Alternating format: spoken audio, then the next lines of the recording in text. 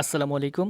শিক্ষা প্রতিষ্ঠানের ক্লাস নিয়ে নতুন আপডেট জানিয়েছে শিক্ষা মন্ত্রণালয়, যেখানে প্রতি সপ্তাহে সরাসরি ৩ দিন ক্লাস হবে শিক্ষা প্রতিষ্ঠানে এবং ৩ দিন অনলাইনের মাধ্যমে ক্লাস নেওয়া হবে।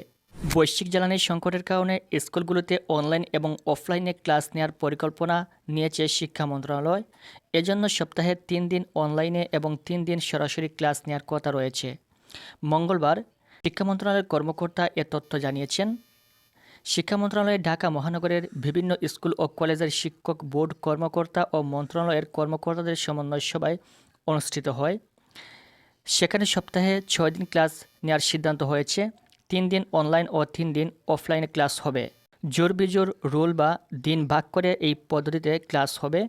এর আগে সচিবালয়ের শিক্ষামন্ত্রী আ.ন.ম এহসানুল হক মিলন জানান, বৈশ্বিক সংকট ও জ্বালানি পরিস্থিতির প্রেক্ষাপটে অনলাইন ও অফলাইনের সমন্বিত পদ্ধতি চালুর চিন্তা করছে সরকার।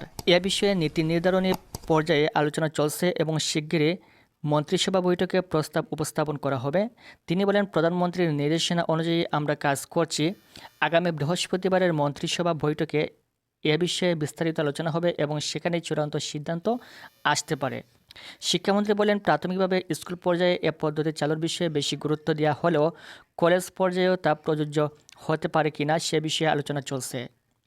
তবে বিশ্ববিদ্যালয় পর্যায়ে আপাতত ভিন্ন ব্যবস্থাপনা থাকতে পারে বলে ইঙ্গিত দেন তিনি বলেন, বিশেষ করে মহানগরীগুলোতে ট্রাফিক জট, জ্বালানি সংকট এবং আন্তর্জাতিক পরিস্থিতির প্রভাব মোকাবেলায় বিকল্প ব্যবস্থাও ভাবা হচ্ছে।